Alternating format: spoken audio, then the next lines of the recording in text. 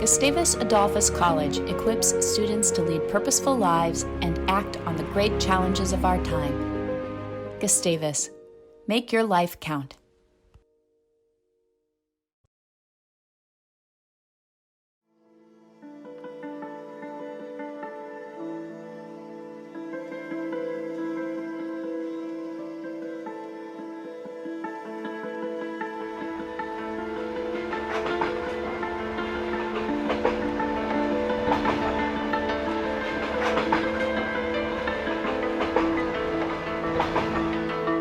The 14-hour overnight train ride from the sleepy border town of Chelm, Poland to Kyiv is one of only a handful of ways you can get to one of Europe's great capital cities during the war.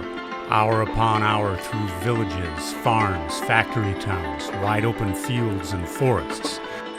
It's also on these trains that hundreds of thousands of Ukrainians fled the country at the outset of Russia's invasion on February 24th.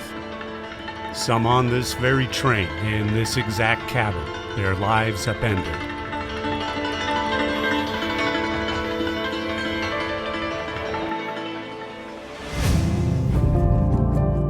Kyiv itself is a classically beautiful European capital city of almost 3 million people. Stunning old buildings, modern new ones, restaurants, clubs, museums, people out going about their day. And as a visitor to the city on a beautiful September day, you get a sense of normalcy at first. But that sense of normalcy starts to disappear a bit as your traveler's eye takes in the details of the city in its current state. The number of people in fatigues, the sandbagged and concrete-enclosed statues,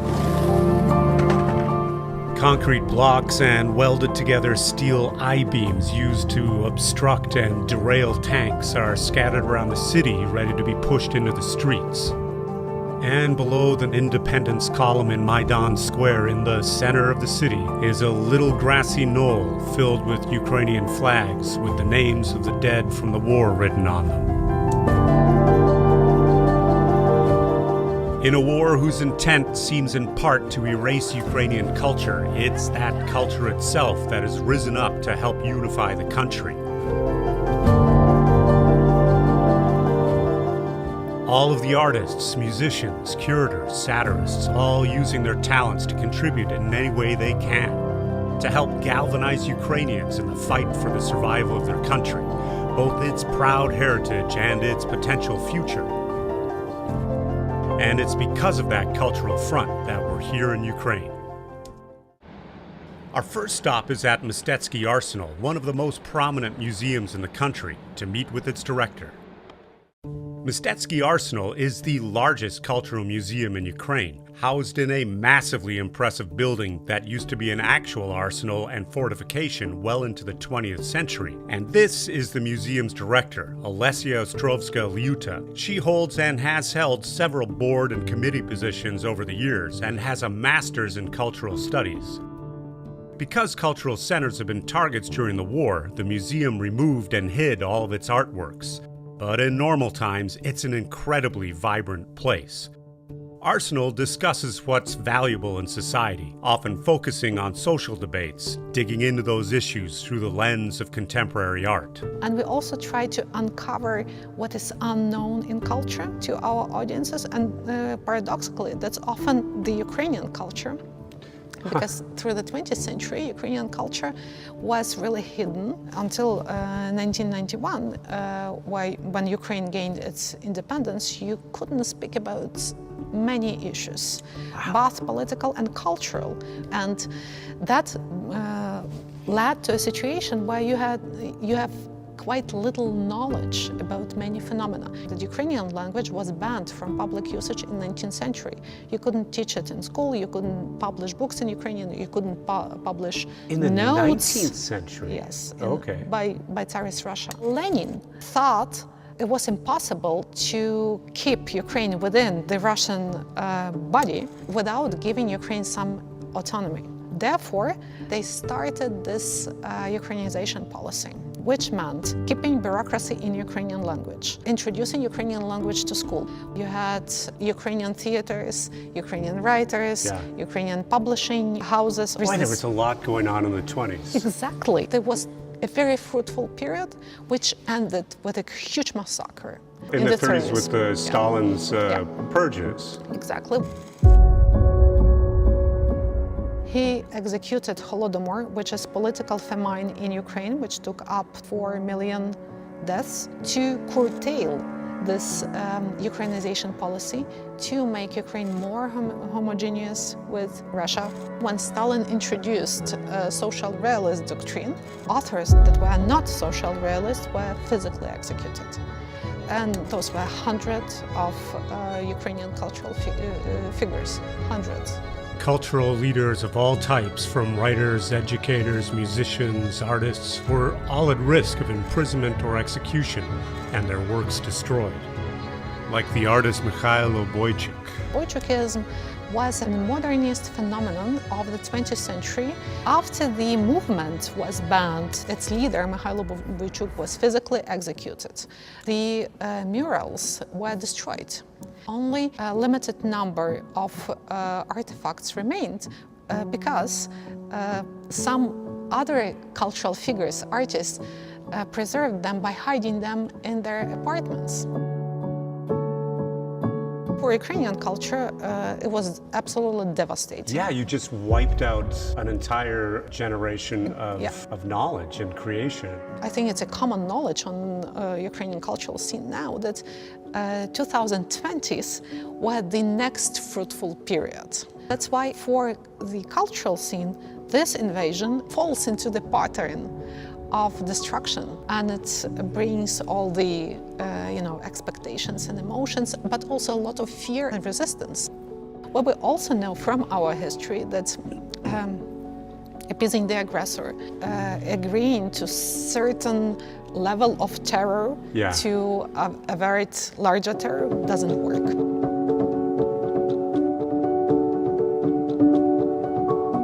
Now imagine the moment when we read all sorts of letters from, let's say, European intellectuals calling to end this war and accept a compromise with Russia.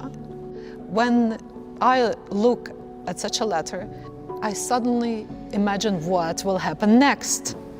I see only atrocities and destruction in the future. Learning about our culture now is a part of our resilience as a society. Every piece of culture that is destroyed, every piece of culture that is questioned by the aggressor, by Russians, is worth standing for.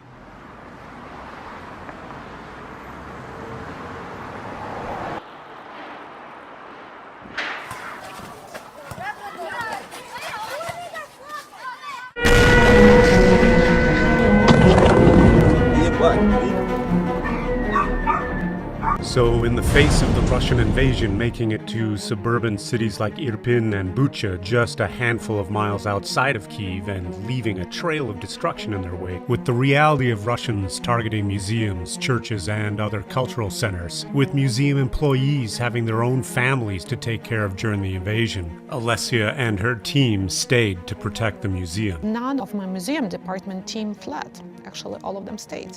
It didn't seem neither exotic nor very brave or anything. It was just one of the strategies that people in Kyiv were using. Yeah. It was just the way people resisted. You absolutely cannot agree to being erased again. When the war started, what happened to everything? Our team, the team of Arsenal, had a few tasks, major tasks. One task was collection protection, to care for the collection, to prepare it for evacuation, to perform evacuation, to stay also in Kyiv, to coordinate with other services in Kyiv.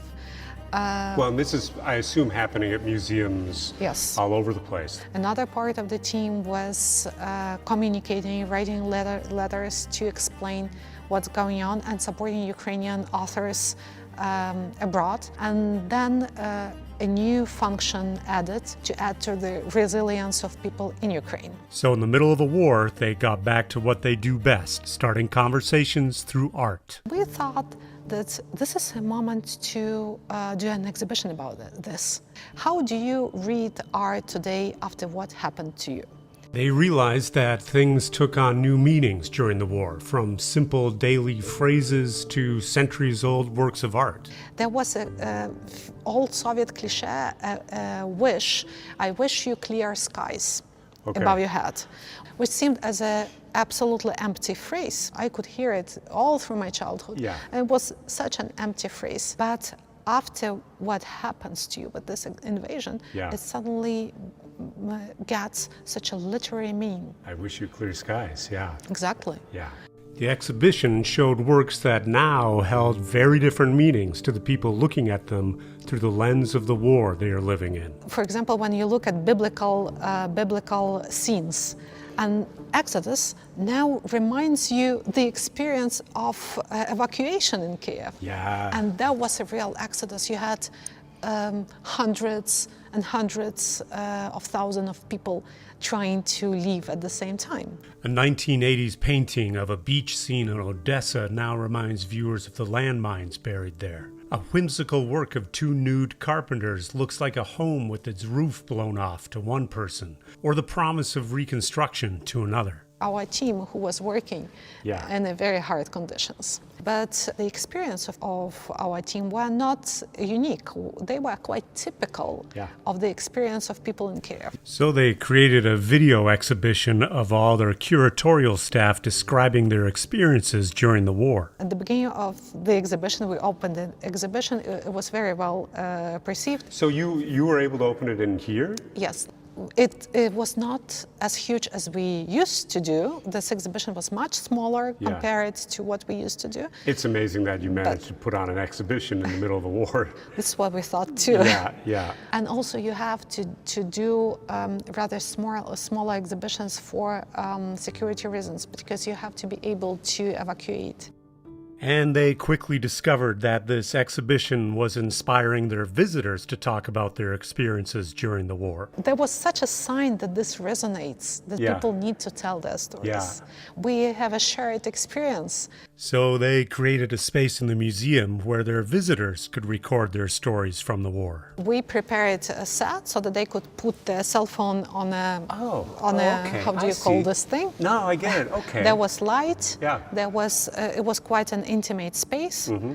The visitors could use this space to record something for themselves, or if they wanted to, they could also share it with the museum. I like that idea of not drawing a line between your curatorial staff and the public, because they have shared experiences in it, and it makes the public feel not like visitors in this space. It makes them feel like they're a part of... It's a space for all of us. Yeah. Now in Kiev, we are heading to the hardest winter since Ukraine's independence, maybe even since World War II. So we'll see. Hardest winter because of all of the gas shortages, all these other issues, infrastructure being targeted by missiles and artillery. So we'll see how it goes. So you kind of live in a foot in two worlds, because you obviously have to deal with the here and now and try and be as flexible and nimble as possible with the war, but you still have to look forward. We're quite used to living in a few scenarios. Scenario 1 is catastrophic, scenario 3 is optimistic, and then you have a middle scenario. So we are used to doing that. One problem with that is that it's very hard to advance when you have to plan for so many scenarios all the time.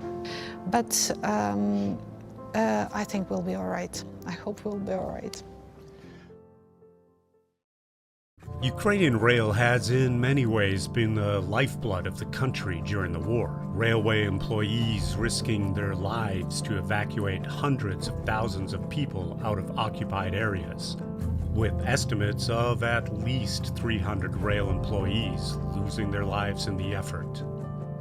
hauling invaluable supplies in from the west for distribution to the hardest-hit parts of the country.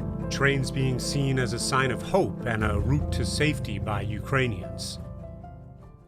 And it's those same trains that are now being used in a project to inspire and to serve as a very real connection between Ukrainians in the newly unoccupied areas of the east all the way to the west of the country.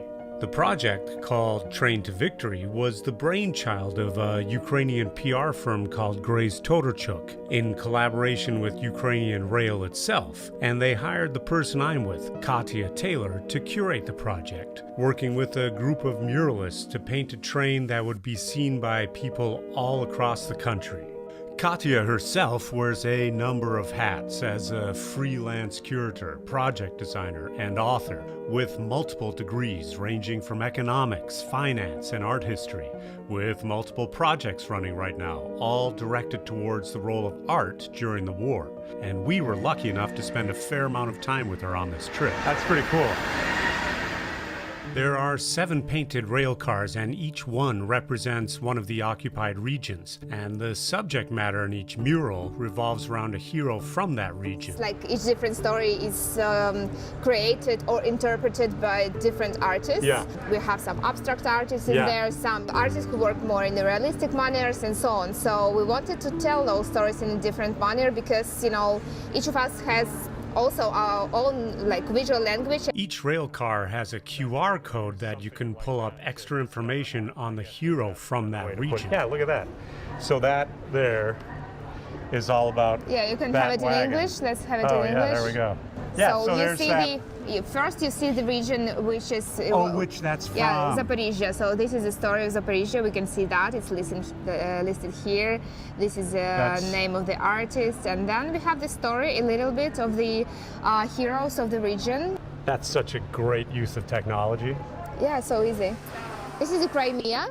This is just a general image for you. It probably doesn't mean much, but why it is Ukrainian, here. would they kind of Now, understand? yes, because there is a story behind. The story is about a young street artist named Bogdan Ziza who protested Russia's occupation of Crimea by throwing paint in the colors of the Ukrainian flag on a Russian government building. He threw the paint, the yellow and blue paint in them, and the paint started to leak. So that's why it's leaking paint. That artist is in jail, probably for the next 15 years or something. Another impactful mural revolves around Ukraine's wheat fields. It is about wheat. Ukrainian agricultural people, they keep working while the Russian war, because they were bombing the fields, and the fields started to burn. So there are huge fires. All the fields were in the fire. Yeah. And the guys who were working on the fields, they continued actually to To harvest? Yeah, they continued until the end. So, this is the last one we've got here. That's perfect timing because I think the train's about to leave again. Yeah, they're saying goodbye to us. That's so sweet. That's great, that is, yeah. Thank you very much. Thank you, yeah, absolutely. Nice to meet you live and in person. Yes, great. All right, till tomorrow. Yeah, see you. Thanks. While Katya and I were doing our interview, the person that organized our filming the Train to Victory, Olia Garkushka from the PR firm Grace Todorchuk, she's the person on the right, managed to get 2 of the muralists from the project, Dmitry Kasyanyuk and Marian Motruk, to come down to the station and talk with us after Katya headed home.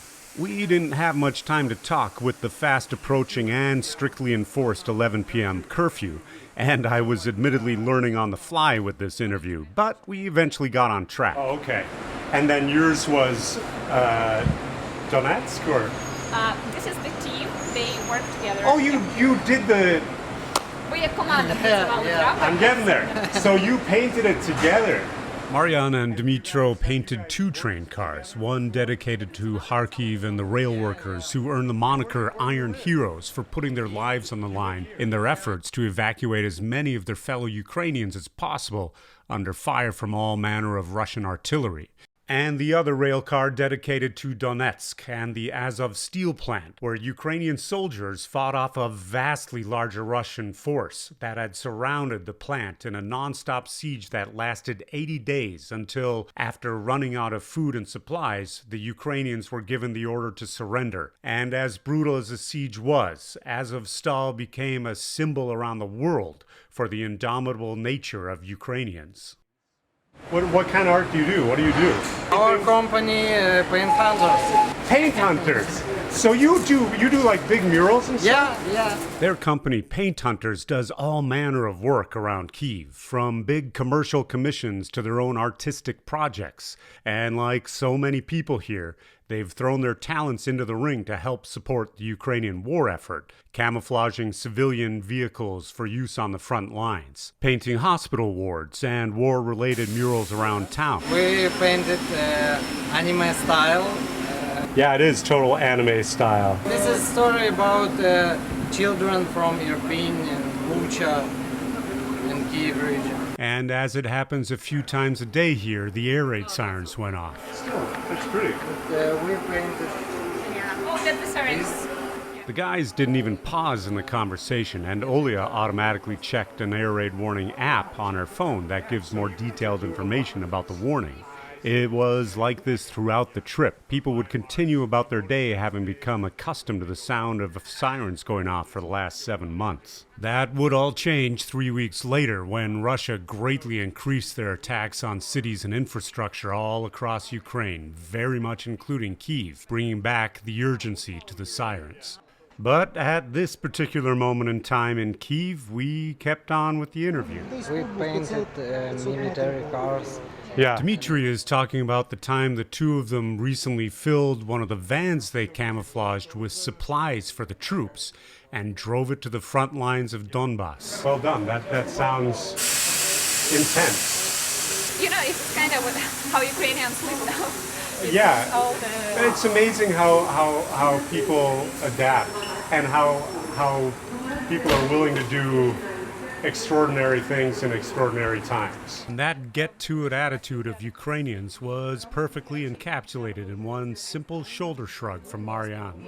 Yeah, we can do it another way, we're Ukrainians.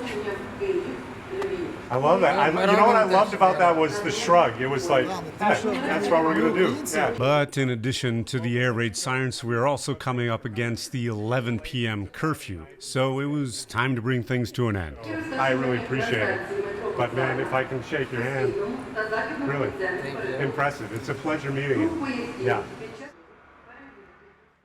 We're going to stay with street art in this next section because, like what Marian and Dmitry are doing, murals have been showing up across the country and around the world. The walls they're painted on speaking out in constant protest of the war and in support of Ukrainians to the passers-by in the streets around them. Muralists like Sasha Korbin, who painted a Ukrainian flag getting stitched together on a wall in Kyiv, or this giant 10-story mural of a traditional Ukrainian woman in Tbilisi, Georgia, painted on a wall not coincidentally directly across the street from the offices of Russian diplomats. Nikita Kravtsov's adaptation of Liberty waving the Ukrainian flag on a wall in the center of Paris, or his collaboration on this mural with Vincent Paranol in Vienna, coincidentally part of a Europe-wide mural project organized by our friend Katya Taylor. Maria Vashchenko lost everything in Kharkiv and is now a refugee in the eastern Ukrainian city of Uzhhorod, where she and her fellow muralists painted 2 stunning walls, bathed in the colors and culture of Ukraine. Which brings us back to Kyiv and the twin sisters Nicole and Michelle Feldman, known as Sestry Feldman. Before the war, they were well known in art circles all around Kyiv as street artists, doing everything from tagging walls, all the way up to mural work, cartoons, illustrations. The messages in their work, traditional ones in the street art world, calling out power structures, societal issues. But since the war, that's all changed to one clear focus: supporting Ukraine. Now they're creating everything from small paintings around town with traditional Ukrainian motifs, cartoons with Putin and his one friend, a bomb, a deck of tarot cards with cultural images and figures from the war, and large-scale murals. We started out just walking around the sort of artist neighborhood of Kyiv, talking about the war, about street art, murals, tagging, architecture, talking about where they've been in life and where they see themselves going. Honestly, it was simply a really nice time just hanging out with the two of them. And then we walked by one of their murals and things jumped right into the meat of the interview. Cossacks is like old soldiers of Ukraine. They still have this culture. The Ukrainian Cossacks date back centuries and to this day are revered fighters, including during this war. They are also a cultural icon that Ukrainians are proud to hold up as a reflection of their resilience as a country, as a symbol of their unshakable nature. Ukrainian history symbol. It's about now this spirit. Cossack is still in the people who stay here. Yeah. And the technology changes.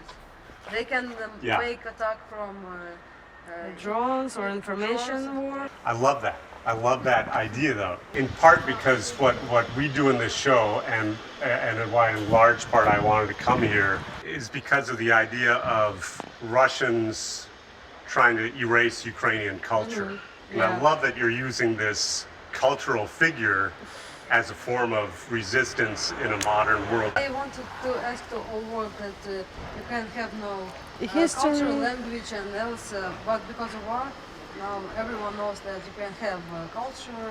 Do you find that since the war started, there's this element of Yeah. Ukrainians like Yeah. suddenly like, oh my More God, we have a realized. really cool culture, Yeah. right?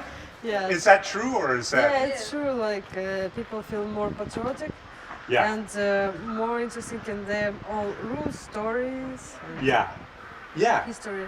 Yeah, it's like you understand where you're from. I think like first time when it's happening, Yeah. like war started, you can't understand how can it happen in real. I- You wanted to understand как mind psychology of tyrants. Yeah. Say that again. Psychology of tyrants. Psychology of tyrants. Yeah. Okay. Oh, gotcha. Well, look, your English is actually great, and my Ukrainian doesn't exist. So I don't, so in my mind, you're doing a lot better than I am. Do you think that feeling of pride in culture and knowledge of culture maybe will continue? Maybe not at the same level, but will continue. Maybe even on more level, like I like it. because it started. Yeah. Just and I think we don't want to stop like everybody. Yeah. We want to know more about themselves, about history. Yeah. Yeah. No. And are all your kind of friends? Yeah, in everybody that- starts to be interesting and make something for Yeah. our country. Yeah. We then headed over to Katya's place to discuss the many projects she has going on right now. The first is her project Artists Support Ukraine Foundation. Together with her partner in this project, Volodymyr Kadyrgrobe, they created a virtual gallery on their Instagram page where people can see protest art created by artists from all over the world. It's also a place where people can make donations, which go towards the foundation. We have another instrument, is a ready-to-print exhibition. It's like you, for example, Jan, sitting in United States, you say, I want to support Ukraine, Yeah. what can I do? And I say, you can print exhibition. It's like ready there, like PDF with instruction. You can print exhibition in your city, have it there, invite people for the opening, and then when people come to the opening, they also donate. You mean print like a full-blown exhibition and hang it and have an event? Yeah, like it will be a poster exhibition, there will be some installation and video art. Yeah. So it's kind of cool. It's not just prints.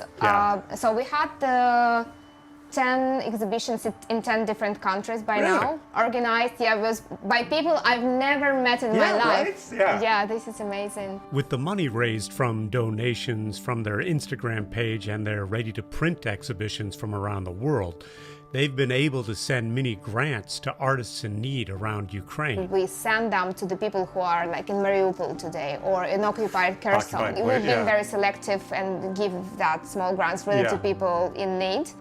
And there are a lot of people like that. Wow. That's incredible, though. I love this idea of art being proactive. rather than, I mean, I love the painting on a wall or the sculpture in the gallery, but I even more so love it when it's being used to do something important like this, that it can be transformative in someone's life. That's really cool. And there's yet another project she came up with in the first few weeks of the war. The third project is The Captured House. The Captured House. The Captured House exhibition toured throughout Europe from April through July. That's a physical...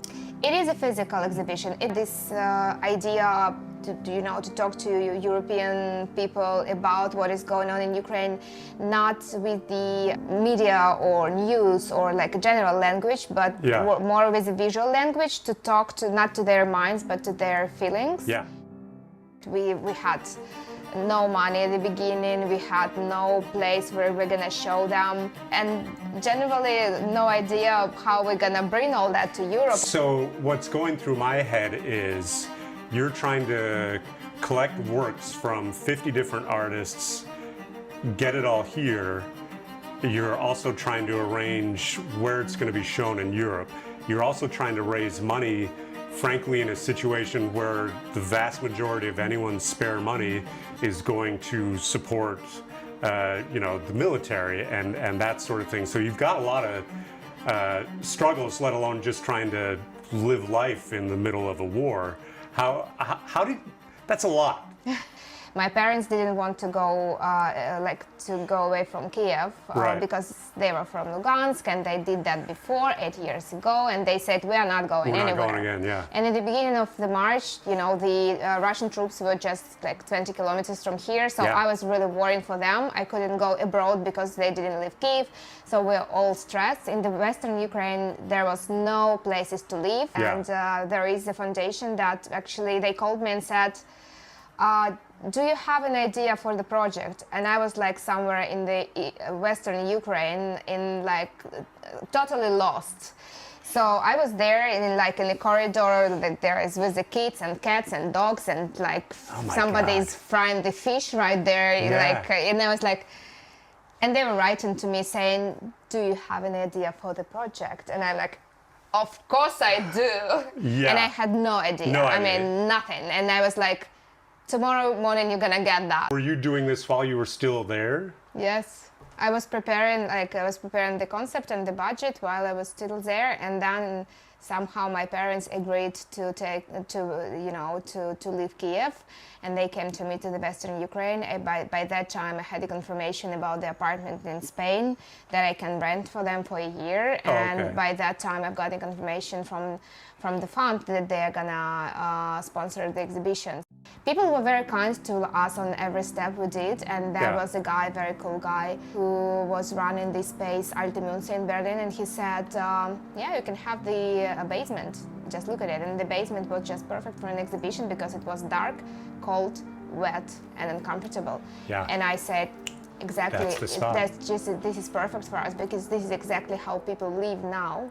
In Ukraine, because those who didn't leave, they stay in Kiev and Kharkiv in metro, in basements. I mean, I didn't want them to dislike the exhibition, but I want them to feel something different than they usually feel when they look at art. I wanted to talk about people, so the whole exhibition was about the humanitarian catastrophe more than about anything else. Yeah.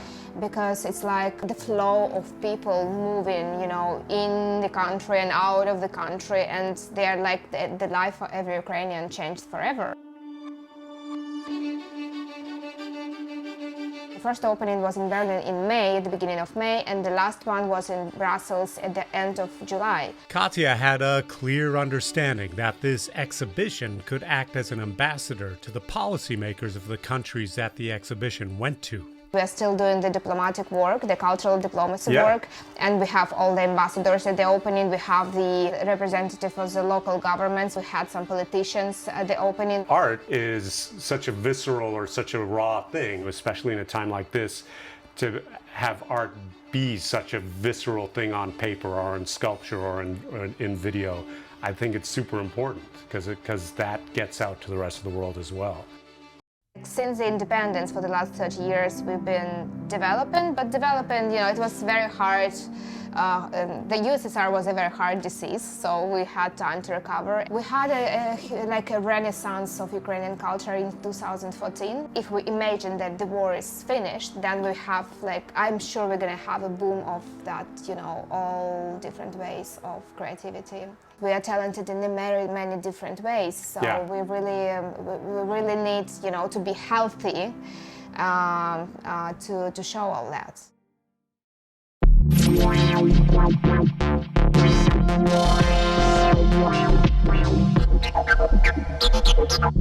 Ви дивитесь програму «Грати песик, дужка гривня», знак питання $0. Я є її ведучий Майкл Щур. Toronto Television is a satirical series on Ukrainian television that started in 2016 and has expanded since then into a wildly popular YouTube channel as well. The series is in the same genre as The Daily Show, The Colbert Report, Samantha Bee, or Hassan Minhaj, and they are hugely successful. All led by their anchor Roman Ventoniev, who in the show plays an impressively naive character named Michael Schur from Canada, along with his co-host Yaroslava Kravchenko and their cadre of reporters, each of them specializing in their own areas. But then the invasion happened, and with it, their target changed to one clear subject: Russia.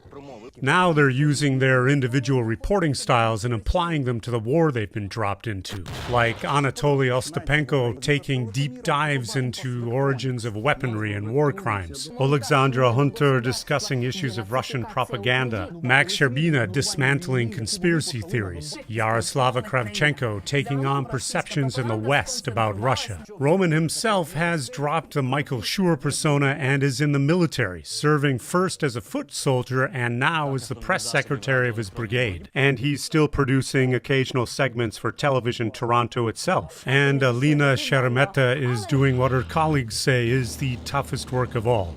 Дуже часто прилітає, росіяни обстрілюють ці позиції. Колись тут жили вони, насмітили, тут полишали свої трупи.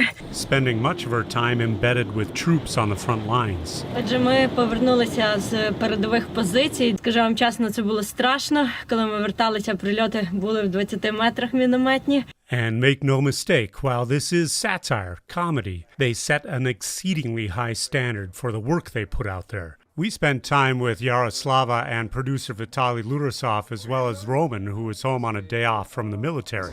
For a bunch of years, we were like a watchdog for the media. So we criticized the media, we made fun of the media, and now we should behave like we are better than the media. Do you know what is to wear a white coat? No, it's like a metaphor when you're wearing a white coat. Yeah. It's like you should be perfect. Because every little thing that gets on it, they can see it. The most time we are spending in the office, arguing with each other, oh, really? searching for the truth. Yeah. Because if we disagree, if something is wrong, if somebody in this office feels that this is wrong, we should. All these people. Really? So we don't do it. A lot of your pre-war stuff was about criticizing government. And does that exist during war, or is that off during war? We are now having beautiful government. There's nothing to criticize. Exactly, yeah. It would be a disaster to criticize the government now. For example, our President Zelensky, he was much criticized before the war, but on the 24th of February, he really changed. That is the fact. And it's really hard to criticize the person who is working every day and making the stuff which is really amusing. So, but of course, Zelensky is only one person, and the government is a large, Yes, but if there would be the situation that we are seeing that is a problem. That is a problem much bigger than we have on the front line. We would talk about. But it would take a much higher threshold. Also, they start English YouTube channel. We have this expertise, what is Russia, what is going on inside, what is in their mind, and we're trying to tell the Europeans, to the Americans what we know, and they don't. A great benefit of Toronto Television's YouTube channel is they're now able to produce and post content at will, which makes their news organization much more nimble during the war. Now we are producing many videos. It was just weekly show. Yeah. Now it's interview, it's investigation, it's reports, it's streams. Producing content directed at Russia wasn't a new concept for them to wrap their minds around. If anything, the war verified already held opinions about their neighbors to the north and east. We didn't become more hating Russia. We hated Russia and before the war. Yeah. This distance is very long. Everybody has a personal history of hating Russia, so collective history of hating Russia. So nothing changed. We really on the 24th of February, I woke up. My brother told me that there is a war, and I feel like, okay, super. Now everybody knows. It's out in the open. Yeah. I'm not a psycho. Everything we were talking about for years. It's true. Yeah, I totally get what you said. It's the curtain's been lifted, sort of thing. It starts in 15th century. And goes forward from there. And then there's music.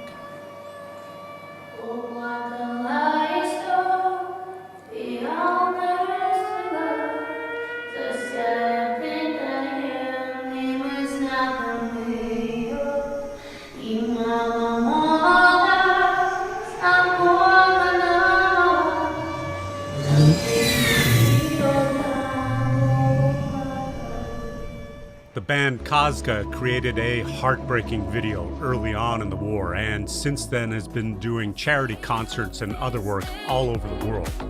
No, I'm not okay. It's 4 in the morning and I'm getting no rest. Sister, I'm just doing everything I can. Коли настане день. Okean Elzy and its frontman Slava Vakarchuk, a band used to playing packed stadiums around Europe, now plays for the front lines and does countless interviews and charity concerts. The indie folk band Daka Braka has a worldwide fundraising tour that barely leaves time for travel in between gigs. And there are countless others in all genres of music doing whatever they can to make a difference.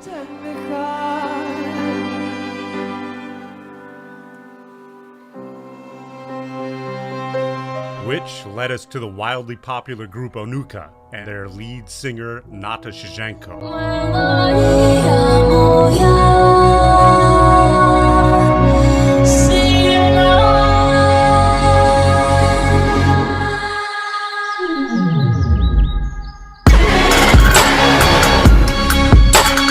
While Onuka is known as a cutting-edge folk electronica band, their music goes much deeper than that label. Please don't try to explain, as you do not understand. Nata's own family is steeped in Ukrainian culture, and that culture is infused throughout their music. Some of Onuka's greatest live performances are playing alongside the National Academic Orchestra of Folk Instruments. Nata and her husband Eugene Filatov, who is Nata's other creative half and co-founder of Onuka, and their young son Sasha live in Kyiv, but their home in Chernihiv has been in the family for 5 generations. Nata, only 2 days back from a charity concert in Lisbon, Spain, was kind enough to invite us up to their home there to spend the day with her, and her brother Sasha gave us a ride. Chernihiv is around 150 kilometers north of Kyiv, along one of the 2 main highways the Russians used to try and take Kyiv in February and March. It's also along this highway that the world saw some of the first signs of Ukrainians fighting back and winning. All along the way, there are little villages destroyed, military roadblocks every 10 or 20 kilometers, tank tracks embedded in the highway's asphalt. And you never escape the air raid sirens here. The siege of Chernihiv started on the 2nd day of the invasion, February 25th, cutting off Chernihiv from Kyiv and the rest of the country with regular and seemingly indiscriminate shelling of the city, killing hundreds over the next several weeks. But it all ended around March 31st, when the Ukrainians were able to retake the highway we just came up on, reconnecting Kyiv with Chernihiv, pushing out the Russian troops and ending the siege of the city. This is a place with hard stories to tell, and what happened here is still happening in cities across the front lines of Ukraine. But it's also a place where Ukrainian fighters held the line, resisted the Russian invasion, and won, freeing their own city and playing a key role in helping to stop the Russians from taking Kyiv itself. Chernihiv is one of the most ancient cities in Ukraine, dating back to the 700s with deep cultural roots. And you would be hard-pressed to find a stronger advocate for that culture than Nata. With that in mind, we start out in the early 1990s. I mean, you started playing which instrument? Sopilka. This is actually mine. I'll show you. Yeah. And this is made by my grandfather's students. It started from Sopilka. But this is you at a super young age. Yeah, 9 maybe, Yeah. 9. But I started at 4. He Mhm. taught me, my grandfather, how to play, and I started to play some tunes. And then they became more complicated, and I started to play with orchestras.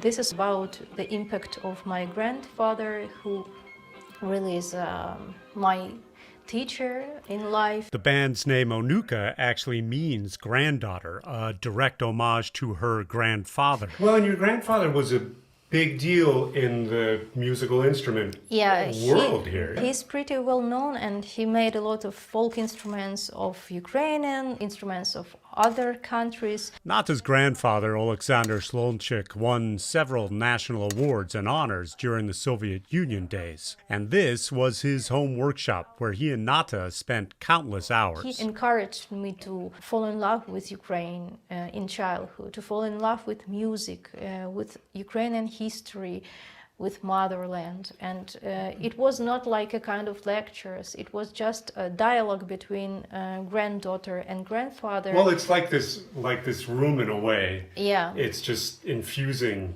you. All those little moments kind of seep into your DNA. Yeah, I think that you got it, actually. That love for folk music would become the foundation for Onuka. I think that folk, it's so big punch of knowledge, of customs, of traditions, of philosophy.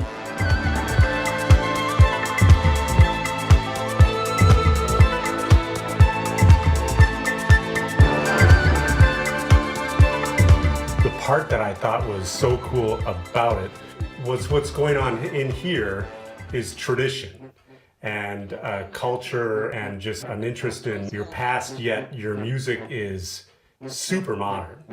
Я натискати відлік.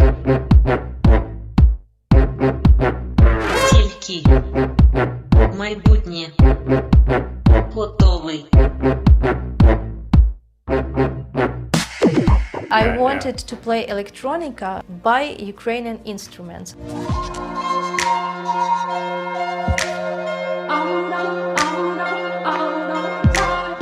I wanted to show how bandura can sound, how cymbalum, how sopilkas and all these our instruments can sound weird, modern, unique.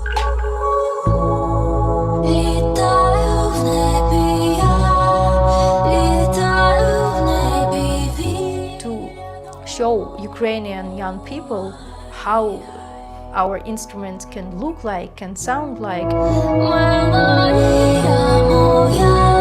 and to be proud of Ukrainian culture.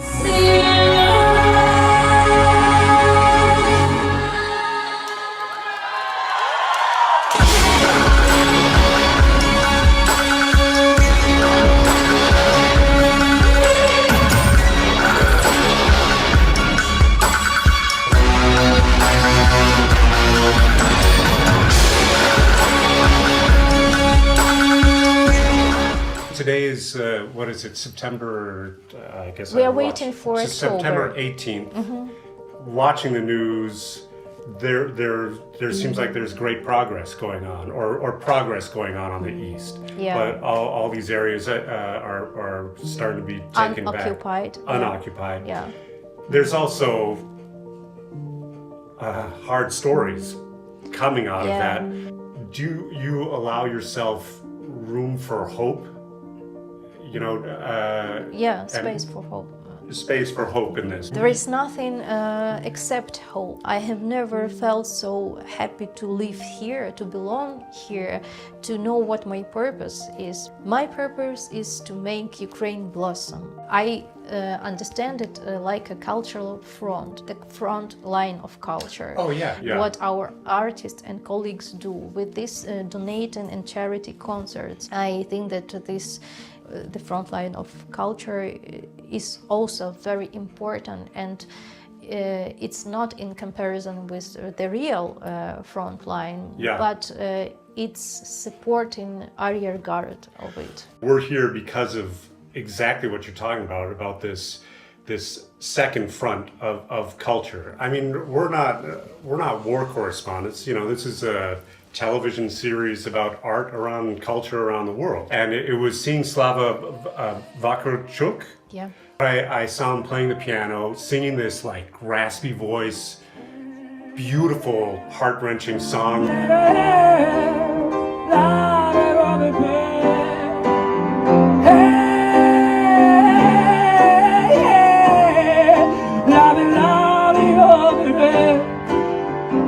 This is a beautiful song. I mean, it was like, wow, that's incredible. And then I saw a couple artists, and one of them was this guy in the East, and I gotta admit, I don't remember what city it was in, but it was getting shelled, just beaten up. And he was in a cellar, and he was with the family, and he's an artist, and he just started sketching. So, and somehow these sketches came out and wound up, I think, in the New York Times or something like that. But I was like, wow, this is also incredible, because it's art, and art's getting out and influencing people around the world. And it was at that stage that I thought, we got to go there.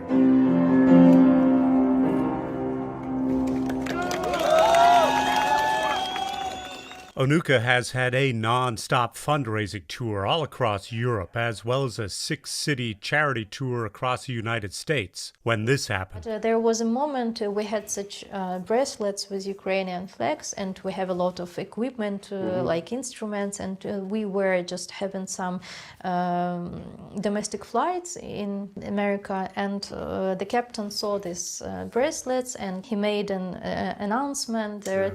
Is musical orchestra from Ukraine, and they're touring the world with charity concerts, and everyone was applauding, and it was a moment like in a movie. It was some kind of this moment when you understand that you are not alone in this. Yeah. Like so many other public figures, Nata is also involved with a long list of fundraisers, including Help Kharkiv, the big one, United 24, Repair Together, a group that, among other things, gets volunteers to clean up damaged and destroyed places, Spunbond, an organization that provides medical supplies and care to people in need, and one here in Chernihiv called This Is My City that's grown well beyond its initial goals. A group we're on our way to meet with now. But it's not possible to drive through Chernihiv without seeing the impact of the siege. It looked like another world, actually. And it happened during first 3 or 5 days, so it was the first shock for everyone. And these images were the first on the news on air through the world. And Mariupol looks like this entirely. Mariupol, Bakhmut, Kherson, Crimea, and countless other cities from large to small that are barely a shadow of their former selves after Russian bombing. And then that's a hospital that got bombed? Yeah, it's a hospital for heart diseases. I mean, that, for whatever reason, you can so see an impact of a rocket or something. Yeah, the back of cabinets and clothes, and you see plates. Some sheets. Yeah. A room. Towels. I mean, just lives and Someone's history and right. all these things just gone in an instant. This is a charity tournament? Yeah, it's a charity tournament. I think that some of them were on front line and they returned. If you are looking for hope, then look no further than what this group of friends have created to help their fellow Ukrainians. Actually, this is Sasha. Hey, nice to meet you. Ian, nice to meet you. This is Це моє місто. It's like this is my city, the name of this charity foundation. Oh, okay. And this tournament is managed by them. He is responsible for work here. They have a lot of friends, military friends and policemen guys from Chernihiv.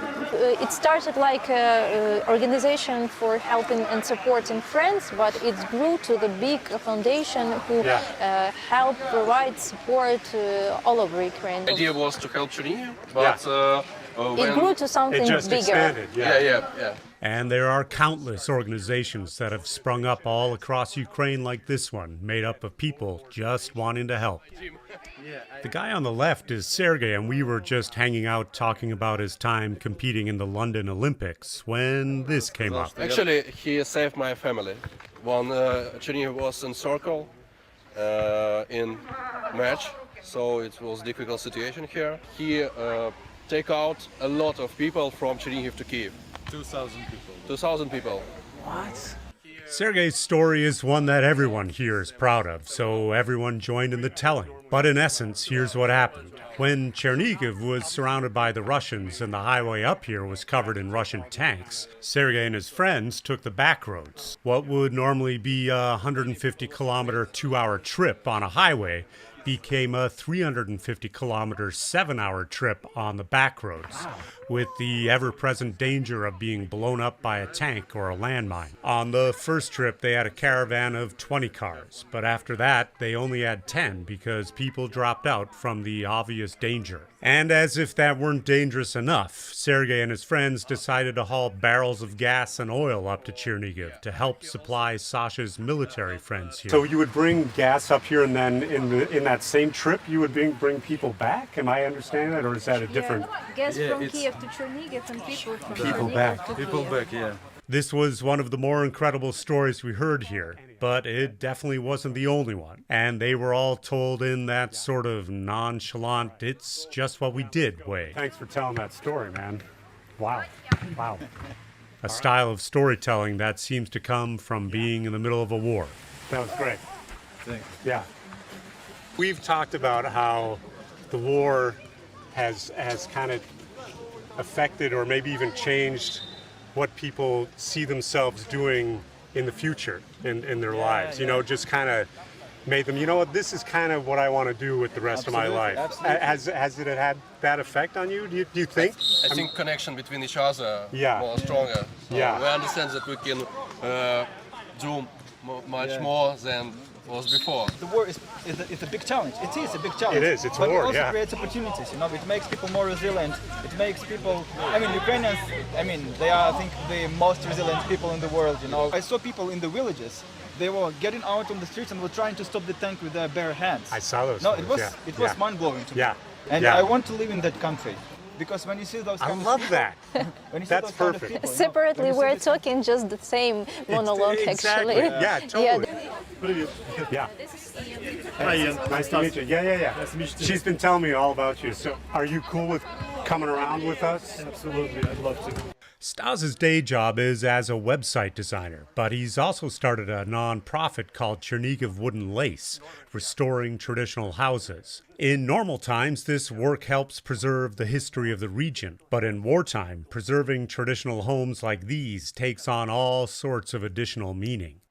And Stas's restoration projects have no shortage of people wanting to jump in and be a part of preserving culture here. Stas even gives tours through the city of the houses they've worked on, as well as some that they haven't. On top of all of this, he's also in the army. You got conscripted February 24th, but did you have any military background? No. I didn't think so. Zero. Zero. Yeah. And which is not uncommon with so many people that got conscripted, I suppose. Yeah, there was no other way to stop Russia. Stas is stationed here in Chernihiv and fought during the Russian siege of the city. And like Nata was saying, you had 2 friends that were killed. 4 out of 13 people. Wow.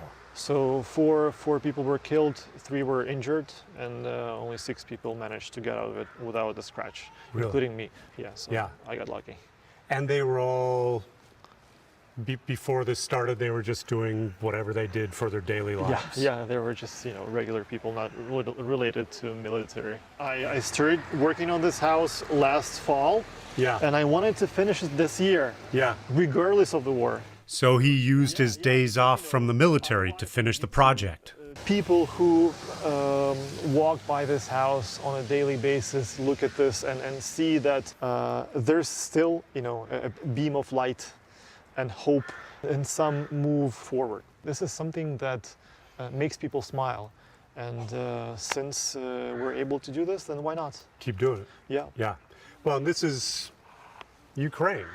This is Ukraine. This is northern Ukraine. Yeah. This is typical for the north of Chernihiv Oblast and the north of Sumska Oblast. Yeah. And the people who who built these houses, they had style.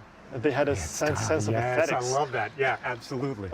And every house owner wanted to be unique. He or she wanted to be different from his or her neighbors. Yeah. Basically, people were show-offs in a good way. Most of these houses belong to several owners. And this dates back to when the Soviets conquered these areas. So people who used to own this house were kicked out. Mm-hmm. And this house was divided between several other people who didn't have any connection to this property. As a result, so many of these great old places fell into disrepair over the coming decades. Stas's restoration philosophy revolves around the idea that these homes are ever-evolving things. Yeah, look at these colors. They are modern. They're contemporary. They are. It's an interesting observation of how people react to these kind of decisions, because obviously these colors are not typical. No. They are not historical. Honestly, I'm not a supporter of sort of, fighting for some historical appearance of whatever, because this color is something that helps you embed this piece of history into today's reality. I love this idea of respecting culture and tradition, but part of that respect, in my mind, is letting it evolve and move into the future. Yep. So instead of making it a stagnant thing, and to me that respects it, and it keeps it progressing. It mattered. Dobry день. So it mattered for me to put my hand on this house and bring it back to life. Plus, because it belongs to several owners as well, it used to be painted in all kinds of colors, and you clearly see that it belongs to different people who don't talk to one another when they when they decide to paint their. I've seen houses like that. Yeah. One of the important conditions of restoring this house when we talked to the owners was that we will collectively choose a color scheme which would work for everybody, and at the same time would paint the house as if it belongs to a single family. Yeah. So it looks uniform. I mainly think about passing this over to the next generation. It's something that we can put our hands on today, and then preserve and pass over to whoever comes next. Yeah. And this is how we pay respect to people who built this. As our time up here in Chernihiv was coming to an end, we made our way back to Nata's house. I've said it over and over again on this trip, but it's so incredible to see everybody, at least that we've run into at every level, just doing whatever they can do to pitch in and make a difference. We have a very rough way to our freedom, but it would be very deeply cherished. We talked about hope earlier and the need for hope and the existence of hope in Ukrainians. And the hope is so big that it can't contain in me. I can't contain it. Yeah. It's bigger than my mind. Yeah. But with the 11 p.m. curfew fast approaching, it's time to stop. Треба їхати вже. Time to go? I think Okay. We got a curfew to beat. not to be stuck here. Yeah. All right. We spent the last few hours of our stay here filming around town before our train ride back to Poland. While filming right under the Independence column in Maidan Square, I happened to see some beautifully painted I-beam battlements that are actually called hedgehogs across the street. I had read about these before our trip, that a woman was painting hedgehogs around town with traditional Ukrainian motifs. So we headed over to have a look. While we were filming, a woman came up and set down some boxes next to the hedgehogs and started to unpack her gear. That woman was the person who was painting the hedgehogs, Varvara Logvyn, just happening to come down to the square on a Sunday afternoon to paint some more. I introduced myself and we had a quick chat before heading off to catch our train. But it was this moment of happenstance that for me became the perfect anecdote for what's happening here. While Varvara has a very successful business in her normal life, she also has a university degree in art and wanted to use that talent not only as an outlet of her own expression during the war, her own form of resistance, but also to add something to the people's lives around her, to give them something to smile about, to be inspired by coming down to the center of Kyiv on her free time to paint, imbuing an object of war with the cultural motifs of the people it's there to defend. That attitude is my lasting impression of Ukrainians. In a war whose intent is to erase, to cow a population into submission, it's done the exact opposite, uniting a country in a singular fight for their freedom. The people we met with here are representatives of the millions more Ukrainians in all corners of society doing the same thing, contributing in any way they can.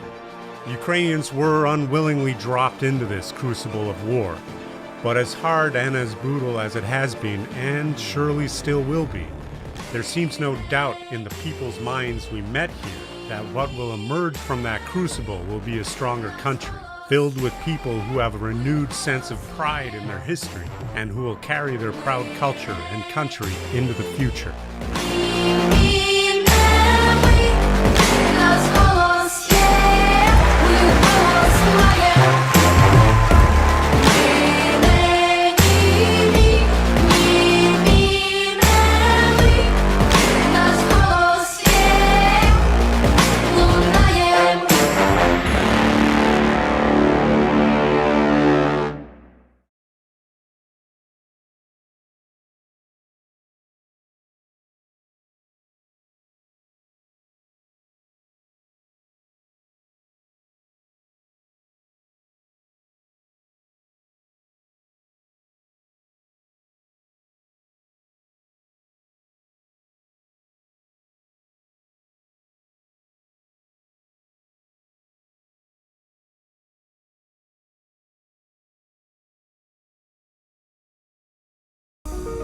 Gustavus Adolphus College equips students to lead purposeful lives and act on the great challenges of our time. Gustavus, make your life count.